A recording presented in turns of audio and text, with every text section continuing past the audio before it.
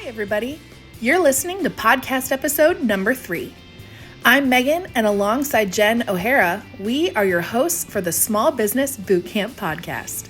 This is part 2 of a 3-part series with our business partner, mentor, and Kids First founder, Jeff Metzger. We'll be jumping in where we left off in episode number 2 with succession planning and building your business's exit strategy. Enjoy. So shall we switch gears? Sure. All right. There's a lot of history that we're covering. During COVID, we've been asked the question multiple times about, or had the discussion with other business owners, gym club owners, about this idea of an exit strategy. And I know we both know that yours was a long time in the making. And what we want to help the other people of our industry understand is, where do you start? Where did you start with yours? And how long did it take for you to have a plan in place that you felt was a manageable plan? What was that timeline? And what advice would you give to other people if they are just now entering those thoughts? Well, you were right, and it was a long time in the making. Anybody in the small business world begins to realize at some point in their career that this issue of succession planning or exit planning is a critical issue. So it becomes more critical as time marches on. So I remember well, and actually, Jennifer, you might be able to help me date this, not specifically, but more closely. I think it was 10, or probably 15 years ago now, that at one of our BOA meetings, our quarterly corporate meetings, that I made the statement. This may have been even closer to 20 years at this point. I made the statement, and it was for everybody's understanding and, if you will, comfort, because I know how unknownness. Any feeling of unknownness is a terrible feeling for we humans, and certainly for a company. Mm-hmm. So, and not that there was any impetus behind making this particular statement. It just felt right, and it felt time to make it. And that was as I made the statement that when I decide to retire or to exit, if as you put it, that this business will not go to my kids. Do you recall this? I absolutely do. And that this business will not go to my kids. I have 5 kids. All of them were involved at Kids First as Queen City Gymnastics as athletes, and then many of them held part-time jobs, and they're now they're of the age where. In some businesses, small businesses, it's kind of an understood that the business, the next generation will take over the business. Mm-hmm. So I wanted everybody in our company, our management team, to understand that was not my plan. That if in fact, and nor is it my plan to sell this business is a strategic sale to a large operation in order to maximize dollars on the sale. Not that that's a wrong thing, but I wanted to set people's mind at ease and kind of help establish, to kind of bake it into the culture that this is a family business and it's going to be treated in that manner, in perpetuity. So this is not, and unless of course one of my children became very much involved in the business and had the superior skills, mm-hmm. then that might happen. But at the time, my kids weren't, and it didn't look like any of them were. So I didn't want to take it off the table. But this business was not going to transfer the equity in this business, and the management and the executive leadership was not going to transfer to my children because they're my children, and which is again, it's a common thought in small business, and I did not see it that way, and I wanted folks to know that. So, that statement, I felt strongly about then. I feel strongly about that. Now, as you know, my daughter, Joni Weghorst, is the principal in the campus at Kids First, which is our early learning center. And she is a co-founder with me and co-owner with me, that being a completely separate entity. And she co-founded that business and built that business from the bottom up. And so, this is she is my equity partner, and as it should be. And she is the CEO the driver of that business. But that is not Kids First Sports Center. That's a separate entity under this roof. So, and as you know, none of my kids, Ashley and a lot of my kids have worked here, Right. but none of them showed the interest to dive into the business, to learn, all the subtleties that are necessary in order to move into a leadership role, which was fine with me. This was not something I expected. It would have been a fine thing, and I love having Joni as a partner in the campus. That's a wonderful thing. But if it wasn't to happen here, it wasn't to happen. So that takes that off the table, and I did not want to sell to a Disney who's looking for a strategic entry into the children's instructional industry. I did not want to do that. That might have maximized a sale price on this business for me. I realized that, but I did not want that. I wanted the business to continue. So that's why I made that statement that I did, some 15 years ago, perhaps even closer to 20 now, and obviously stuck with it. Well, subsequent to that statement, as you know, that I took a partner about I think now 11 years ago, and so a good friend and industry friend, Steve Greeley, and I became partners here at Kids First, and that left that. So and that was a joining of the forces of kind of complementary skills, and that was a wonderful thing.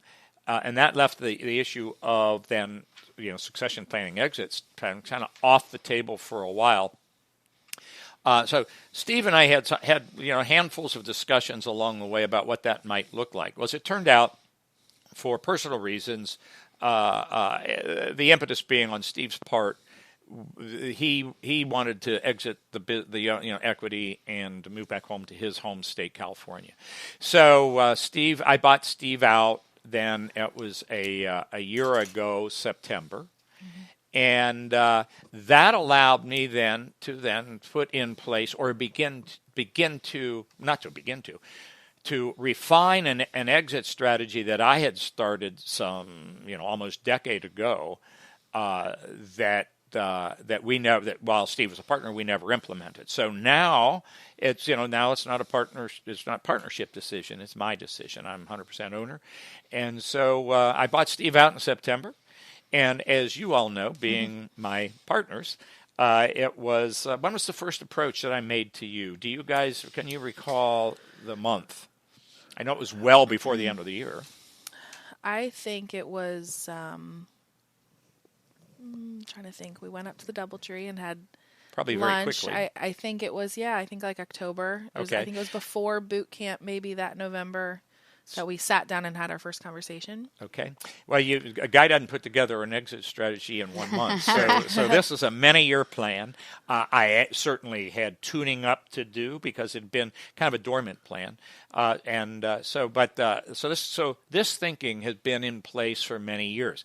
It's not, it was my good friend in the industry, Dave Holcomb of Buckeye Gymnastics, said when I showed it to him, he laughed. He says, "That is so Jeff-like." The exit strategy. So you're not going to find this in your business books. You're not going to talk to your attorney who's going to devise a buy-sell agreement for you. This is completely out of my own brain, and it has to do with who we are and what and who I am, and who our company is, and where I wanted the company to go, and all the cultural aspects of our company. So I got a little cheat sheet here in front of me because there's detail to this. Now, I'm not going to give you all the detail, but I want to give you some of the broad brushstrokes. And also, by the way, perhaps some of the why behind the what that maybe, and I can't recall, I'm a very open book. We're a very open book company. I'm a very open book person. So it's very possible I've spoken to you with some of the my philosophy behind the why of this, and there's perhaps some of it not. So you might learn a little something that you didn't know before. But we implemented this. We talked in October. It had been in process for years, and we implemented this on the last day of 19.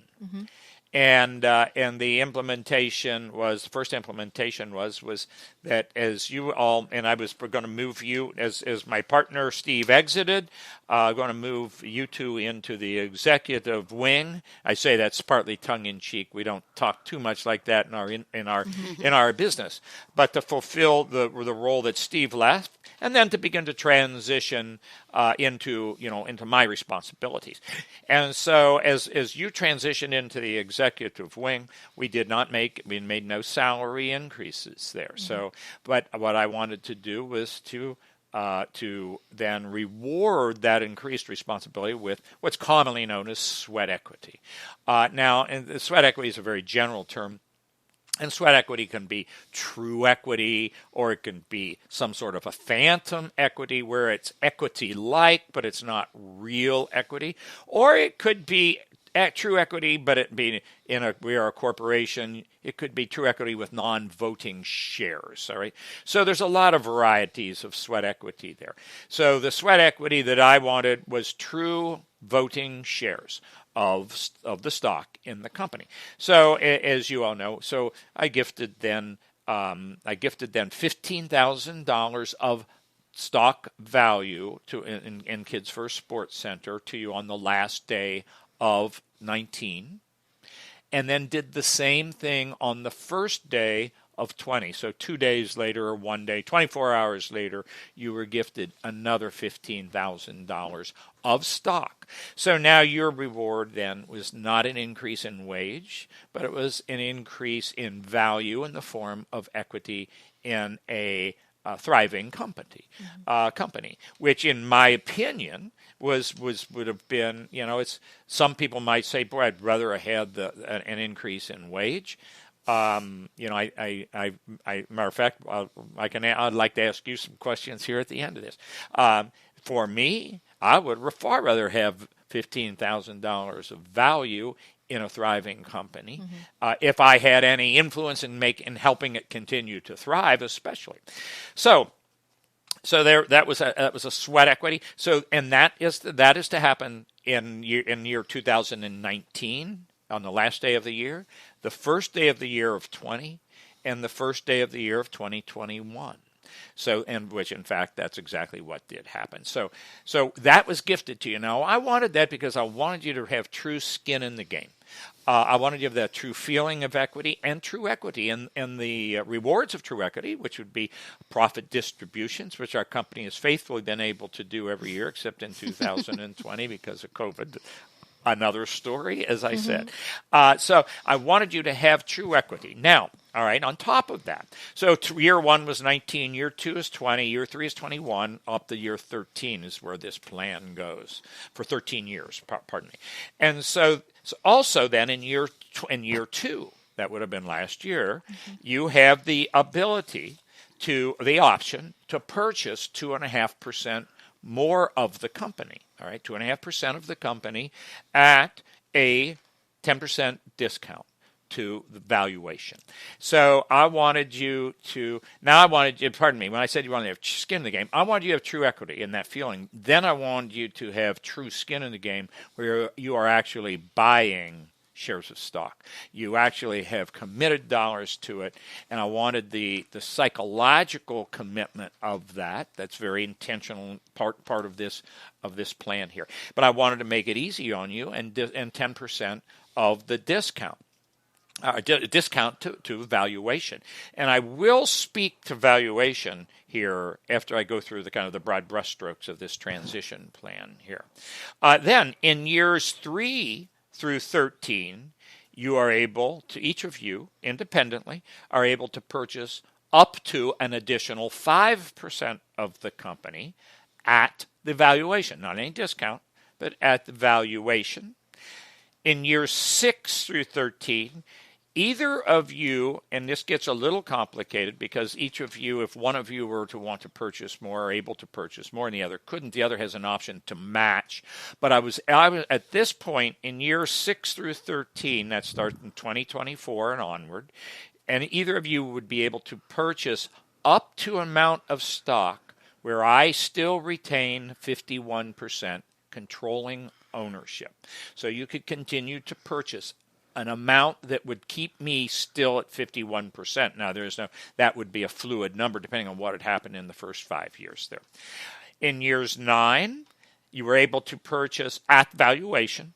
You were able to purchase any amount of stock up to the point where I was no longer 51% to 25%, where I would be 24% or less. Now, there's a strategic reason in that, and that is I have ownership in other private entities, and if I am 25% owner in that, then there are reporting issues. So if I'm going to be less than 51%, I want to be less than 25%. So there's that. So either of you could purchase that at the valuation. And then in year 13, or 2012, you could purchase unlimited amount of stock. There's an interesting twist to it all, to all of this, and that is, for as long as Jeff has continued, as long as I have continuing ownership, controlling ownership, I have the right to repurchase all of the shares that I have given you. All right, that's on my nickel though. So there's reward there, or any of the shares that you have purchased for 105% of the appraised value. That means if I don't like you, if I don't like the way this business is going, then I still have controlling interest, and I can call those shares, repurchase those shares at a penalty to me. All right, so there's a 5% penalty to the valuation. So it's not something I would do willy-nilly. I'm going to think that through. And that goes to philosophies that when we've talked about internally in our business many times. If we got a partnership that's not working out, let's fix it around it. And so it's really important that this business, continue, perpetuate itself, with the same culture that it has. So if I felt that wasn't happening, I needed the ability to end that. So you have a risk in buying stock because I can call those shares as long as I'm controlling owner. Now, I can't call them willy-nilly because I'm going to be paying a 5% penalty on that. So I have to think that through very carefully. So that was balanced. That was very carefully included in that. Now, there's certainly other details in this that behind this, and it's a very complicated buy-sell agreement to capture this. Is a complicated buy-sell, but that's the spirit of it. Now let's go to the valuation.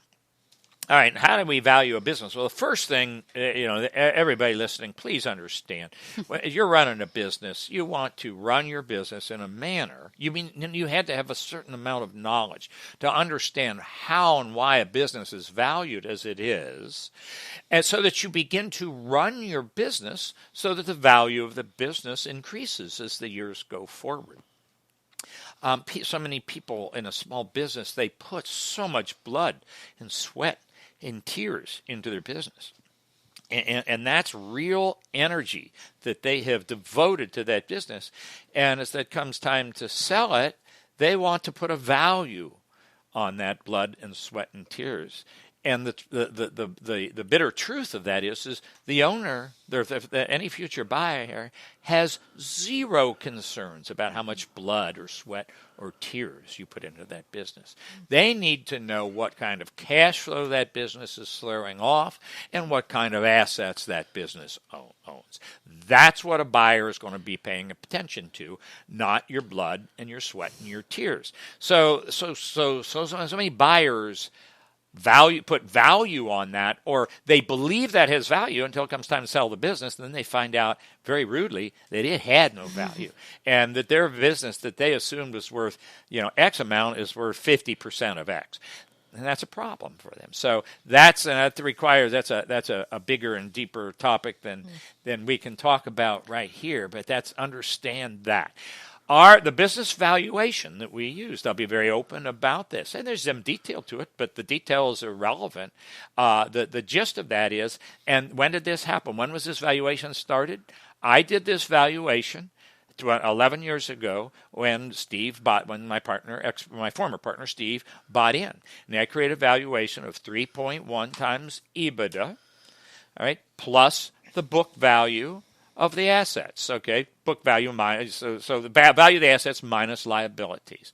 So 3.1 times the EBITDA, which is earnings before interest, depreciation, taxes, and amortization.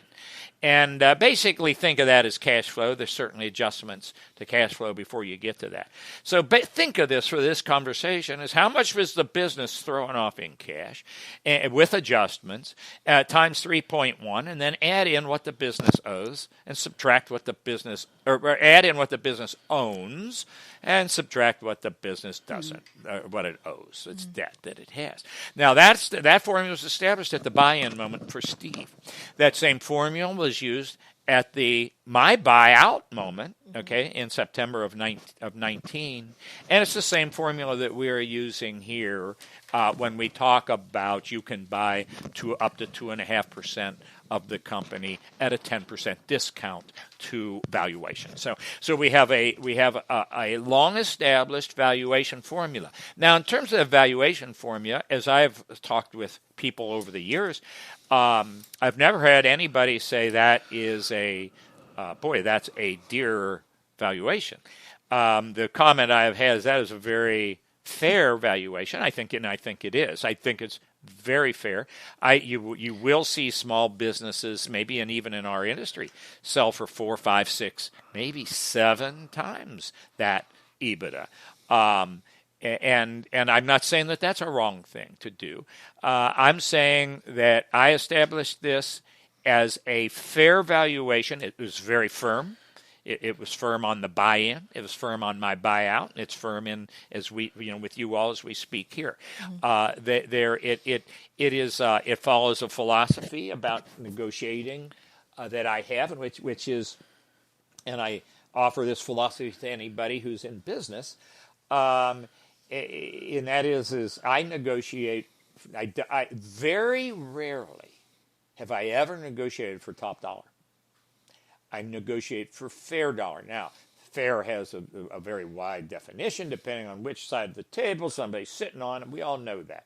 So I try to look at both parties' perspective from a financial standpoint, from a numbers standpoint, not what I need or not what I want or not what I need to live. That has no bearing in it. It's what the company, how the value of the company based on the cash is throwing off, and its ability and the ability to service. And to service any debt that one might incur if they're going to buy me out or my partner, I'm going to buy my partner out, etc. So I've tried to look at that from both perspectives. I would call that on a very, actually for a business with the stature of Kids First Sports Center, I probably just lowered the market value of many gymnastics schools in the nation by this statement. I don't know. But for a business of the stature of for the solidity of Kids First Sports Center, by that, what's solidity? I mean, the ongoing nature of our business. How strong is the management team? How strong is the lease that the company has? What kind of reputation does the company have in the community? And what is its financial history and the pattern and the trend of the financial history? You add that up, and Kids First ranks pretty high at the top of the list in our nation, which would, on one hand, one argument say, well, that lends itself to a higher multiple than 3.1. It could be, we could argue 4, we could argue 5. Point is that works well for me. I sleep well at night. I know it's a manageable number. And for a buying party. And then the other question is it a manageable number for me, the selling party? And the answer is absolutely it is. I wouldn't be offering 3.1. We'd have a higher multiple. So I have many sources of income, many of them tied to the service industry. So things, I say tough, my personal income, has from all the many aspects of my personal income has seen a decline in 20. Things are getting stronger as we move into 21. But yet, from a personal standpoint, no one can argue to Jeff Metzger as the seller that's unfair to Jeff. That's me to decide, is it or is it not? So that's kind of the way, that's the philosophy I've gone into every negotiation. If you're only going to make one negotiation in your life, maybe then you go to, and if it's not going to involve a relationship after the fact, maybe that's when you want to go top dollar. All right. And if you're going to sell a used car, and you want to haggle over that last $200 or $300 or $500, Nothing wrong with that. Okay, go ahead. I've never approached any business dealing like that. I seek fair dollar, and I get on with life because there's more to life, of course, but there's other business arrangements. If you got one business deal in your life, go for top dollar. Mm-hmm. But if you're going to be in the entrepreneurial world, and there's other business deals that are coming down the road, and there will be if you're if you're in an entrepreneurial spirit, then you can afford, if you will, to take a different negotiating philosophy, attitude like I have there. So that's worked very, very well for me. In our, not just negotiating prices of company, but all negotiations. So, I'm never after top dollar. I'm after fair dollar. And that doesn't always mean that both parties can then come to an agreement on fair is. All right, mm-hmm. It certainly doesn't. But I certainly personally and advocate. But that people understand dollars, understand finances, so that then one can objectively, and that's I'll emphasize that word, that one can objectively evaluate what is fair for themselves. If you don't know finances, you can't evaluate that. And to be able to objectively evaluate what is fair for the other party, in my opinion, okay, so that we give ourselves the best chance to come together on a price there. So it's kind of a little philosophy about negotiating that has worked very, very well for me. And I've had many conversations with many people about that when they're in a negotiation, and then I sense they're trying to get top dollar on this. And Jeff, how do you? Yeah, but I need this. I want that. And oftentimes my question then would be, is this it, man? Is this mm-hmm. it for you? Are you cashing out all the chips? If so, then then go ahead and work for top dollar.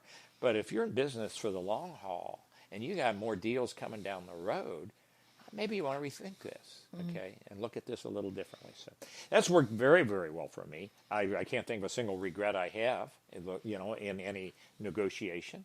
And have I left, quote, dollars on the table? I'd say I probably have. But has that worked well for me? I'd say it absolutely has. So anyhow, little bonus on negotiating philosophy there. It's more than negotiating philosophy. But. Right. Wow. So much knowledge he always drops on us every time he's here. Oh, geez. So as you think about, we obviously sat down in October of 19, let's say, and we started talking about this exit strategy, this plan that you had. Did everything line up like you thought it would? How did that go? When we sat down in October of 19, you weren't formally talking about retirement at that time. Oh, there's always that. That's the okay. I know where we're headed here, I think. Go ahead, finish the question. Well, I think just did everything line up like you thought it would, and for somebody listening, how did that process of executing it and when to decide when it's right? In boot camp, we have that wheel of when is the right time to give up this piece and when is the right time to give up this piece. And you have still chosen, as we've talked, you're keeping, as we want it to be, to keep that visionary piece and mentorship piece to us. But you've essentially let go of every other piece of that wheel of this day-to-day business. How did you walk through that process and prepare yourself for that process? That's a great question, and it's a big question. The preparation for that started long, decades and decades ago, when I began to understand the difference between delegation of responsibility and relegating a task. So that was something that was first a very conscious lesson that I learned in my formative years of becoming a business person. And then had to practice as I began to relinquish more and more responsibilities along the way and formed a management team. But I found out, I feel very confident saying I got very good at that pretty early because I fully understood how delegating poorly is worse than not delegating at all. And so, I did not know this going into business. And as you all know, this is a huge topic at boot camp. But the difference between delegating a responsibility and relegating a task. So I learned that early, and I forged through the emotional and any tendency, control tendencies, long ago. Long before the succession plan, that was started practicing in 1980ish. Right. To go back to that date, that we talked about in our previous discussion. But that's a huge issue, and somebody who hasn't forged through that, and now you're ready to exit, you're going to have a lot of learning to do fast. So you got to know what true delegation of responsibility means, and you got to be able to do it emotionally, and not everybody can. So how has this worked? Absolutely, there is not a. I give a sketchy version of this, and I had an opportunity this morning as I was reviewing this for the details and in preparation to talk to y'all here. So I had an opportunity to relook this. Not a change. So in other words, great. Now you bring in the issue about retirement. Was my original plan, to retire in June? As I did, the answer is no. That was a COVID-driven event. Right. My original plan was to transition throughout the next, say, year and a half. You notice this document that I'm holding here. This transition document talks about equity transition. Doesn't talk anything about responsibility transition. All right, that's a management issue. This is an ownership issue. Right. So the ownership issue, or pardon me, the management issue was to be as I felt you all were ready. Okay, I would transition out, and if you were to say how long, I'd say I don't know. As you were ready and as I was ready. Okay, Right. Not that I was really worried about me being ready, because I have long forged through control tendencies, so I wasn't worried about that piece for me. But it had to do with me being emotionally ready, which I wasn't worried about, but it's a concern. It's a piece of the puzzle. And then, but how ready are you? So my thought, as we started was maybe this is good for a year and a half, and we'll transition. I'll begin to those responsibilities which I'm still holding. We'll begin to transition to you all. So so this all happened then. Last day of 19, the ownership transition, and now the responsibility transition happened. After I bought Steve out in September, that began to happen in October, November, December. Now here we are getting right. We're approaching COVID. And everything's going fine that way. We hit COVID, and so we're on track for, let's say, an undefined, but perhaps a year and a half. Okay, maybe two, maybe less. And now we have COVID, and we have the financial stressors of COVID and the emotional stressors of COVID, all part of the unknownness, but all, if you will, magnified by the unknownness of it. Okay, here we have a COVID situation. Right? We got a financial stress. We're in it. We see it. But there's that which we can't see, which is how long is this going to last? How deep is this going to go? So, and you all, you're familiar with this as I am now. So, and as we began to move into, okay, hey, this is a problem, a real problem. And as you know, now we have the issue that I'm 71 years old. Okay, we don't know exactly how serious COVID is for 71-year-olds at that point. Of course, we still don't know for every 71-year-old, today. Sure.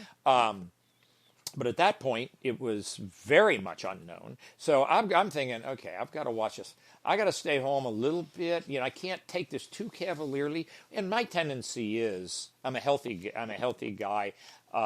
And I'm not given to fears. Okay, Sure. So my tendency is to be, less concerned, where somebody else might be more concerned. Okay, so, but yet I'm thinking I can't be stupid either, and I'm capable of that.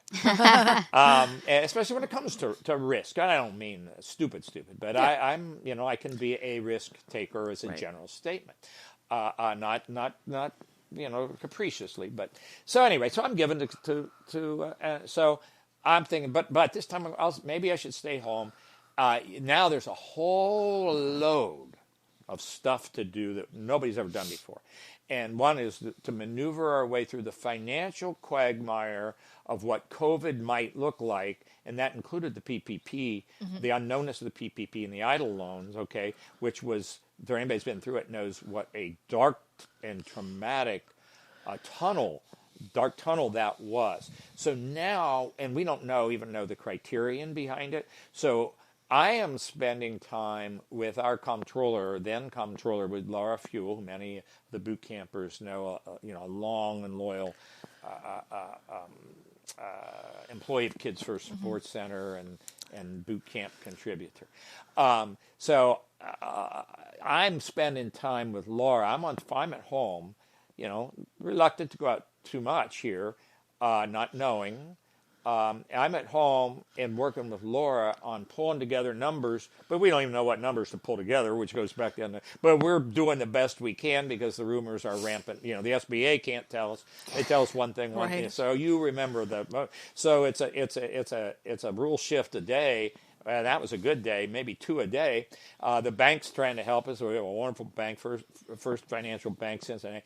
They were great with us, trying to guide us with information that they didn't have. So I'm working on, I'm spending literally, the long days at home working with Laura on the financial aspects, while you two were here working on the operational aspects of how are we going to, what are we going to do? Or do we need to shut down? Obviously, that decision was made for us, as it turned out. Should we shut down? How do we handle what are we doing? What does social distancing really mean?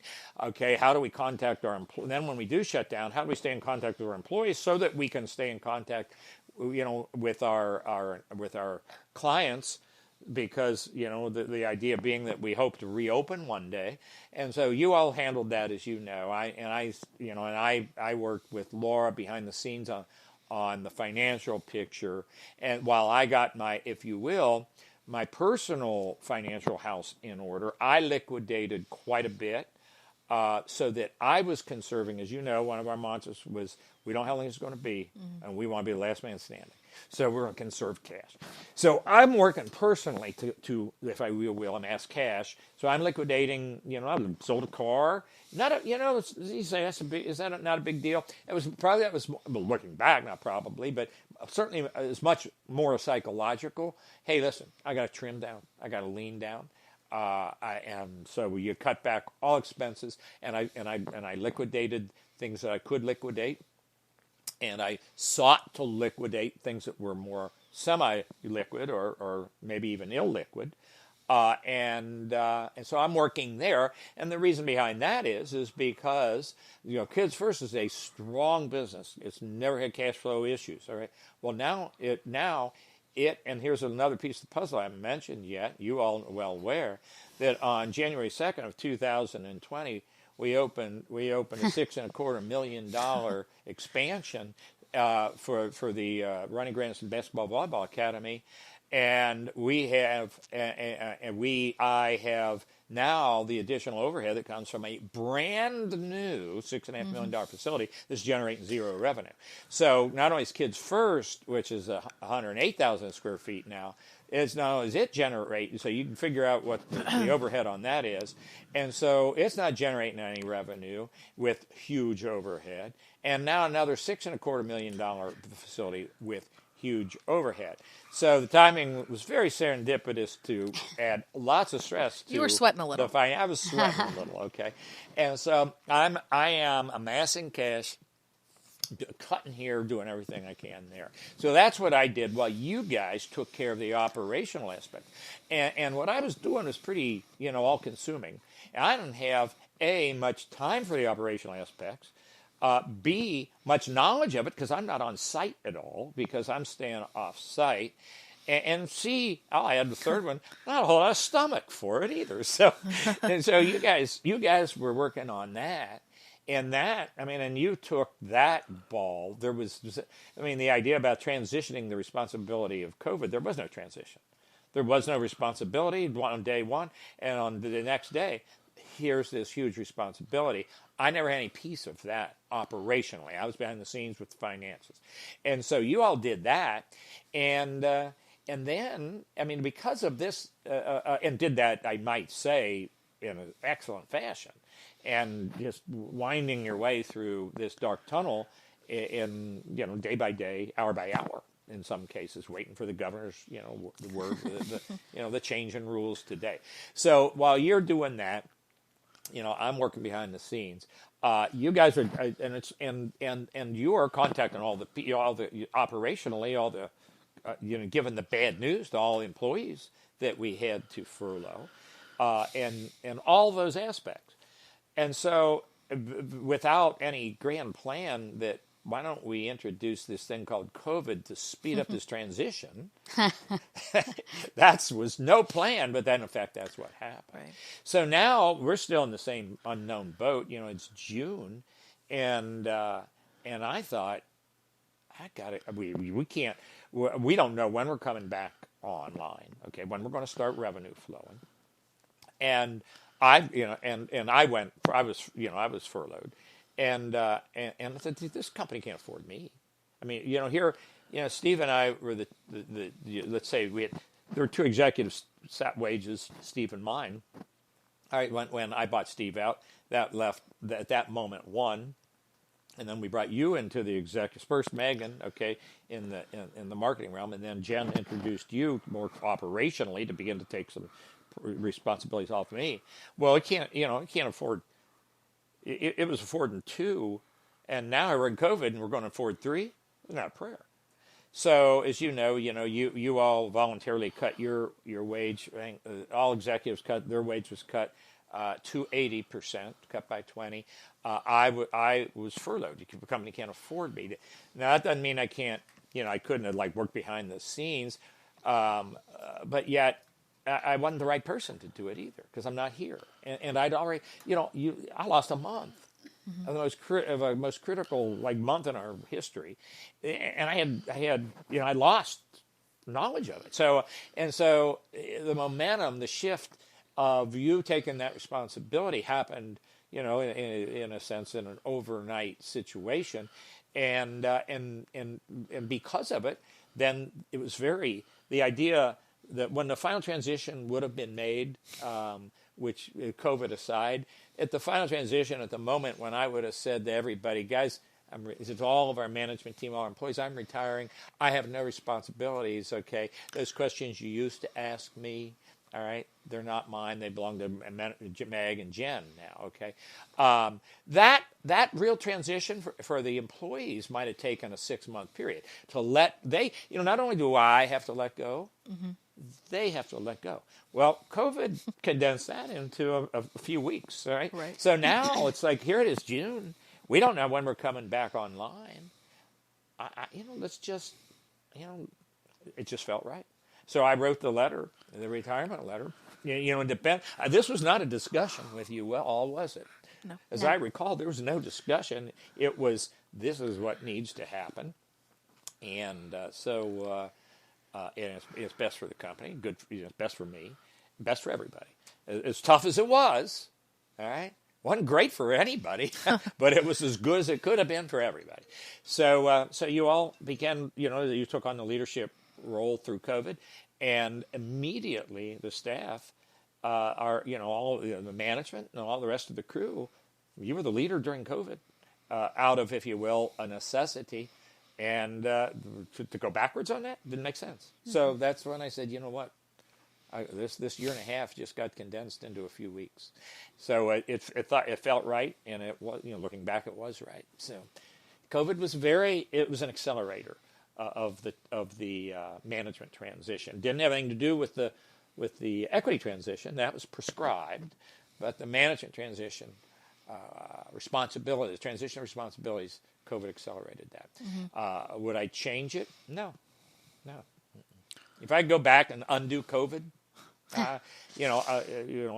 other than the obvious and the sad, the many sad stories, in terms of health and death that have come out of COVID. So I don't mean to be callous on that. In terms of now, we're not, Kids First not operating real profitably now. I'm not sure what January or February's numbers are looking like, but yet, we're a solid company. We've been a solid company for years, and we are going to thrive again. So, despite the fact that money is tight, the flow is tight now, okay, I still wouldn't change it, because it happened kind of the way it just happened. It made the transition easier. Mother is the what is it? The mother of invention is necessity, or necessity is the mother of invention, or we could rephrase that: necessity is the mother of innovation and change. Well, there we go. Look how much change happened, in the world, communications and other, because of COVID. Thanks for watching today's episode of the Small Business Bootcamp podcast. While we had intended this to be a 2-part series, Jeff is quite the talker, so we were able to make a 3rd part of his interview, which will continue as episode number 4 of our podcast. Our next episode will focus on Jeff's retirement and how Kids First has fared without Jeff at the helm, and advice for business owners looking at making their succession plan in their business. Thanks for tuning in, and subscribe to our podcast on Spotify, Google, or Apple Podcasts. Until next time, stay positive and keep moving forward.